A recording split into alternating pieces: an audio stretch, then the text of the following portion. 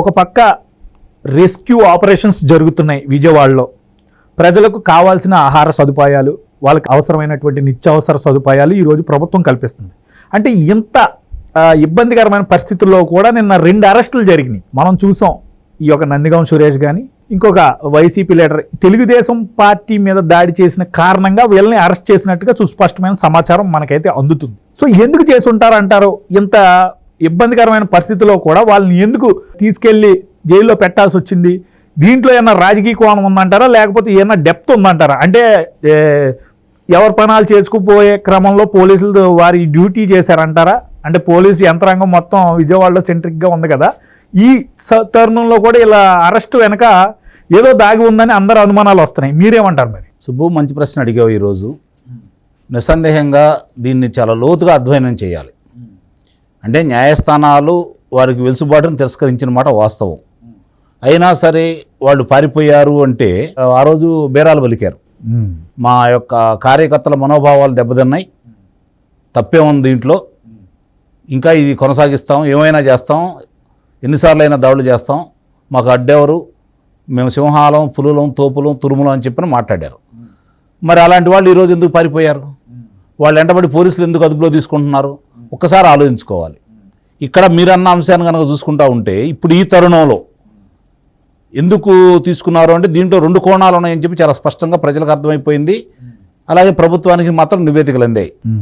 ఇప్పుడు పడ్డ ఈ గళ్ళు కావచ్చు, అలాగే కరకట్ట మీద కావచ్చు, లేకపోతే విధ్వంసం చేయొచ్చు వీళ్ళ ద్వారా అనే సమాచారం ప్రభుత్వం దగ్గర చాలా స్పష్టంగా ఉంది.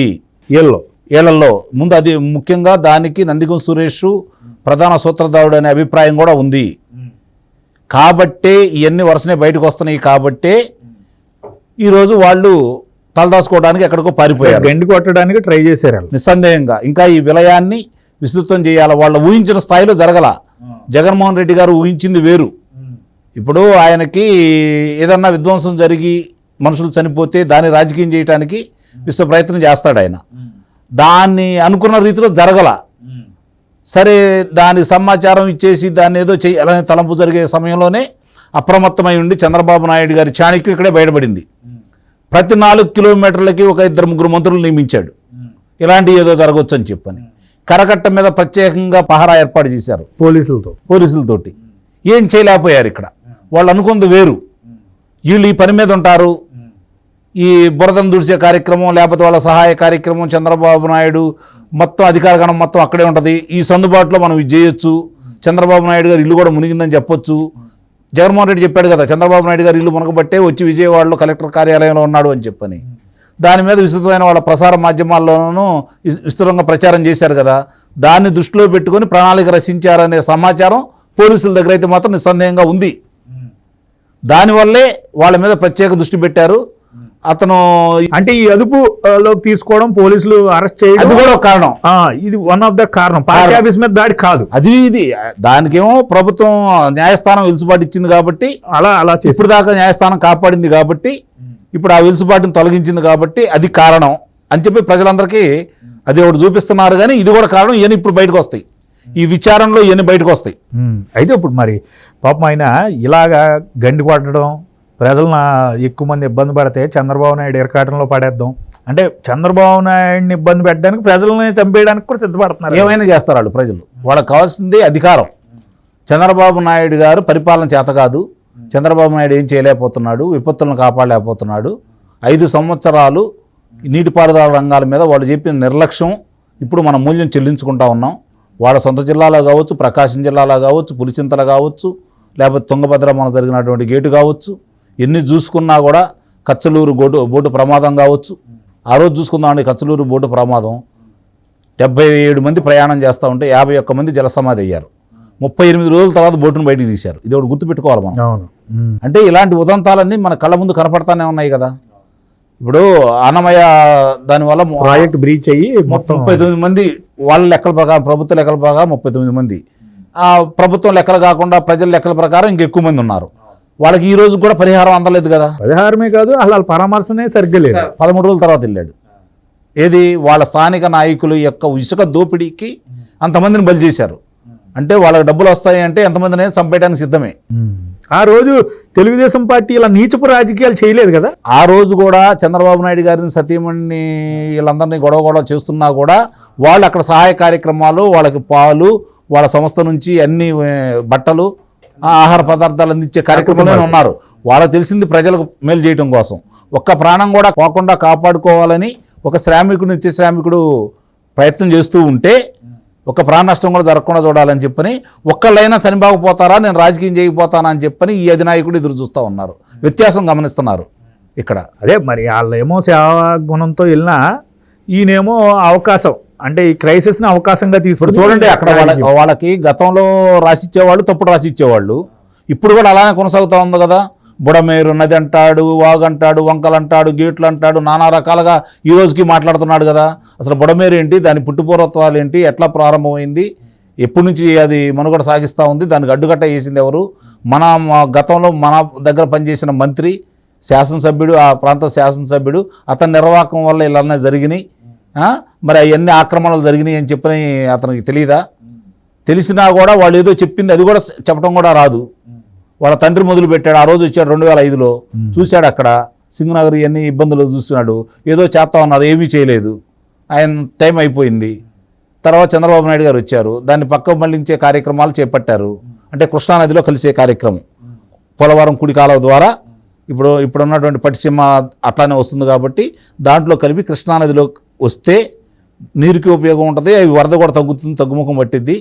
150 టీఎంసీలు మాత్రమే అక్కడ ప్రవాహానికి ఆ వాగు అనుకూలిస్తుంది కాబట్టి 17,000 చిల్లర వచ్చినా కూడా ఒక 7,000 ఇటు మళ్లించాలని ఇప్పుడు 35,000 పైన వచ్చింది. దీని ఉపద్రవాన్ని ఎవరు ఆపుతారు చెప్పండి? ఇప్పుడు చంద్రబాబు నాయుడు గారు ఎన్నేం చేయగలుగుతాడు? ఇప్పుడు పక్కనేమో ప్రజలకి అదిగా సుబ్బు, ఒక విషయం చెప్పనా నేను, నువ్వు నేను వ్యవసాయ కుటుంబంలోంచి వచ్చాం, మనకు తెలుసు. వరద వచ్చింది పైన, మన ఈ గట్లు ఉంటాయి మన పొలాలకి. ఉధృతంగా వరద వచ్చిన తర్వాత, ముంపు వచ్చిన తర్వాత మనకు తెలియకుండానే గట్లు కొట్టుకుపోతాయి కదా. దాన్ని మనం ఏమైనా చేయగలుగుతామా? ఏం చేయగలుగుతారు? ఎవరైనా గట్లుండి మనం ఏమైనా కాపాడుకోగలుగుతున్నామా? పంటలు కాపాడుకోగలుగుతామా? చేయడ్డే టాపేయా కాదు కదా. కాదు కదా. వర్షం పడుతుంటే వెళ్ళేసి వాతులు తెస్తాం. అయితే ఓకే, ఇప్పుడు ఈయన ఈ కార్యక్రమంలో ఉంటే వీళ్ళు ఇలాంటి పనులు చేయడం అసలు ఏమనాలండి వీళ్ళని? అసలు అంటే ఈయన మనుషులు కాదు, మనుషులు కాదు, మానవ రూపంలో ఉన్నటువంటి దానవులు. వాళ్ళకి ఇప్పుడు రక్త పిపాచి ఎలాగో వీళ్ళు కూడా మనుషులు చచ్చిపోతే తప్ప రాజకీయం చేయలేరు. వీళ్ళు మనుషులు పచ్చగాను సుఖ సంతోషాలతో ఉంటే ఓర్చుకోలేరు. అధికారం వీళ్ళకి ఇంకా పరమావధి కాపాడుకోవాలి కదా. వాళ్ళ మీద ఉన్న అభియోగాలను కాపాడుకోవాలంటే అధికారం చేతిలో ఉంటేనే. 30 ఏళ్ల దాడి జరుగుతుంది ఇప్పుడు, వరుసనే ఎంటబడతా ఉన్నాయి. దాని భయం కొద్దీ ఈరోజు అటు ఇటు వాళ్ళు చాలా రకరకాలుగా వాళ్ళకి భయం పుట్టుకొచ్చి ఆ భయంలోంచి చేస్తున్నటువంటి వికృత క్రీడలే ఇవన్నీ. అర్థమైందా నీకు? వాళ్ళు ఎప్పుడు మమ్మల్ని అదుపులో తీసుకుంటారని చెప్పి అధినాయకుడిని అదుపులో తీసుకుంటే మన పార్టీ భవిష్యత్తు ఉందని కొంతమంది ఎదురు చూస్తూ ఉన్నారు. ఎప్పుడు తీసుకుంటే పార్టీ నుంచి బయటకు వద్దాము అని చెప్పి కొంతమంది చూస్తూ ఉన్నారు. కొంతమంది అధినాయకుడికి ఏదన్నా అయితే మా పరిస్థితి ఏందని చెప్పి దిక్కు చూసిన స్థితిలో కొంతమంది ఉన్నారు. అధినాయకుడికే దిక్కు లేదు. ఆ పక్కాళ్ళు పుల్లు సింహాలు, మేము వీరులు సూర్యులు అన్నవాళ్ళు ఈరోజు ఎక్కడెక్కడికి వెళ్ళిపోయారు? ఎందుకు తొడలు కొట్టిన వాళ్ళందరూ, మేసాలు మెలేసిన వాళ్ళందరూ ఏమైపోయారు? వాళ్ళకి సంపూర్ణ మద్దతు ఇచ్చిన అధికారుల పరిస్థితి ఏంటి ఈరోజు? ఇవన్నీ కందములు కనపడతానే ఉన్నాయి కాబట్టి ఒకసారి తిరిగి వాళ్ళకి ఏం జరుగుతుందో అంత క్షుణ్ణంగా అర్థమైపోతూ ఉంది కాబట్టి పరిస్థితి అగమయ గోచరంగా వాళ్ళకి కనపడతా ఉంది. దీనికి తగిన మూల్యం చెల్లిస్తారు. ప్రజలు కూడా అర్థం చేసుకోవాలి. అర్థం చేసుకున్నారు కాబట్టి వాళ్ళు ఓడించారు. ఇక్కడ గుర్తుపెట్టుకోవాల్సి అంటే ఇప్పుడు ఈ సిచ్యువేషన్ కూడా వాళ్ళకి తెలుసు క్షుణ్ణంగా జరుగుతుంది ఏందో. చంద్రబాబు నాయుడు గారిని ఎందుకు తెచ్చుకుంది? ఇందుకే కదా. ఉదూర్ తుఫాన్ చూశారు, గతంలో చూశారు, 96లో కోనసీమ చూశారు. ఆ రోజు మరి చనిపోయిన వాళ్ళ లంక గ్రామాల్లో ఏ విధంగా జరిగింది చూశారు కదా. ఇవన్నీ కూడా చంద్రబాబు నాయుడు గారు చేయగల సమర్థుడనే. సుబ్బు, నీకు గుర్తుందా? గతంలో నేను చెప్పడం కూడా జరిగింది ఇక్కడే మన ఇద్దరి సంభాషణలో కూడా. నేనేం చెప్పాను? ప్రజలు తీర్మానం చేసుకున్నారు, తక్కువ 130 స్థానాలు ఎవరితో సంబంధం లేకుండా తెలుగుదేశం ప్రభుత్వం రాబోతుంది, చంద్రబాబు నాయుడు గారిని ముఖ్యమంత్రిని చేయబోతున్నారు అని చెప్పి ఆ రోజు చెప్పాను. చంద్రబాబు నాయుడు గారితో ఎవరు కలిసినా స్వాగతిస్తారని చెప్పాను. అట్లానే స్వాగతించారు. వాళ్ళకి కావాల్సిన ఇప్పుడు చంద్రబాబు నాయుడు గారు వాళ్ళు తెచ్చుకున్నారు. ఇప్పుడు చంద్రబాబు నాయుడు గారు 95 చంద్రబాబు నాయుడు గారు కావాలని ఇప్పుడు కోరుకుంటున్నారు. దాన్ని నిదానంగా చేస్తారు. ఒక్కొక్కటి జరుగుతూ ఉన్నాయి కాబట్టి త్వరగతిని చేయాలని. 95లో ఎంత దుర్మార్గమైన ప్రతిపక్షం లేదు. ఆ, దుర్మార్గుడు ఉన్నాడు కానీ ఇంత ఘోరంగా చేయలా. ఆ, అవును, ఆయన అదే మెంటాలిటీలే, అల్లర్లు సృష్టించడం అసలు అయ్యి బాబోయ్. వీళ్ళ ఫ్యామిలీ మొత్తం అలా ఉండకూడదు రాష్ట్రంలో.